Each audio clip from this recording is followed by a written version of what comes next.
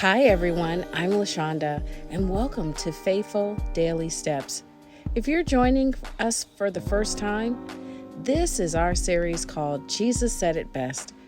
Each episode, we look at the red letters, the words Jesus spoke that still shape how we live and believe today. Before we start, take a moment to like, share, and subscribe. Your support helps this channel grow, and it tells the world there's still a hunger for God's truth. Today's episode is called His Early Ministry. We're going to look at 3 verses that capture how Jesus began his public work with restraint, devotion, and invitation. Our first verse is Matthew chapter 4, verse 7.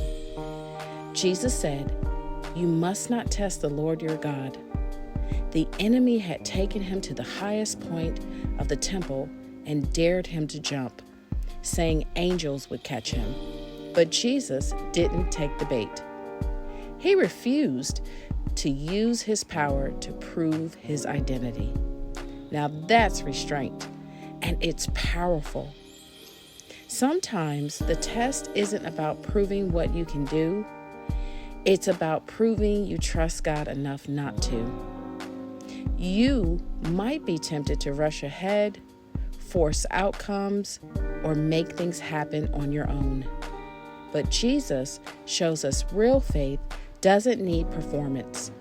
It rests in confidence. If you're walking with God, you don't have to keep testing. If He's still with you, He already is. Now let's look at the next verse.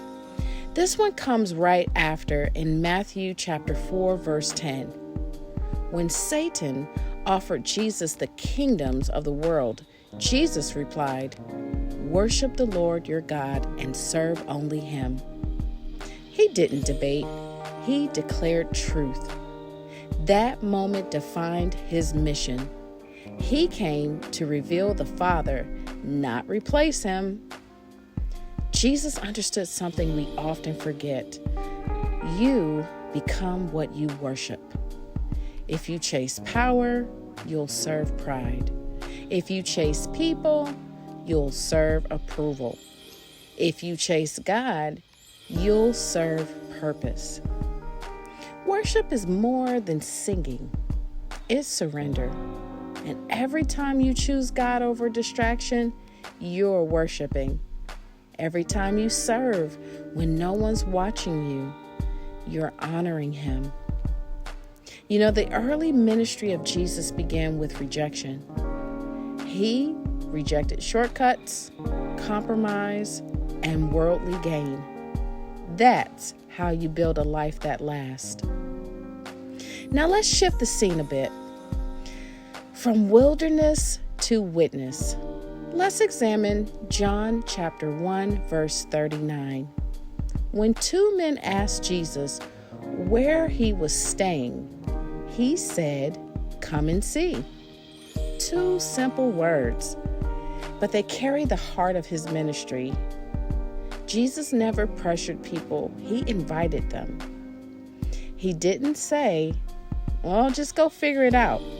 He said instead, "Walk with me." That's the beauty of following Christ. You know, it's not a transaction with Him. It's a relationship. And He invites us to see who He is through experience, not an argument. And notice, He doesn't promise that they'll see. He promises they'll discover it by walking with Him. Faith is built that way. One step, one day, one come and see at a time.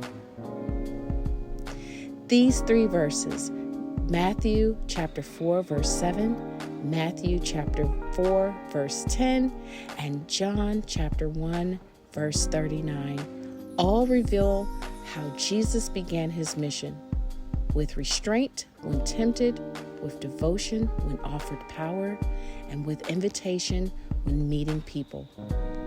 Each shows us how to live our own calling with wisdom and humility.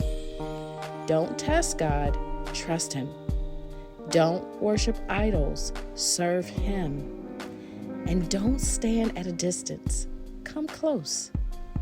That's the rhythm of spiritual growth. Resist, revere, respond. Here's a thought to carry with you.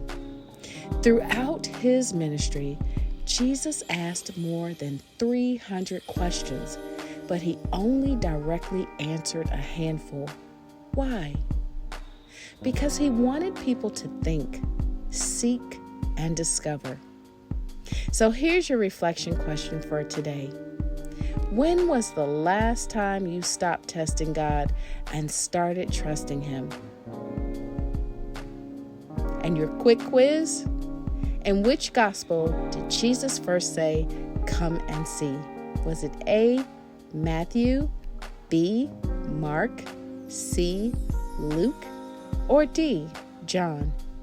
Drop your answer in the comments, and I'll reveal it in the next episode. So, if today's message encouraged you, take a second to like, share, and subscribe. Your encouragement helps others hear the word and keeps this community growing. Thank you for spending time with me today.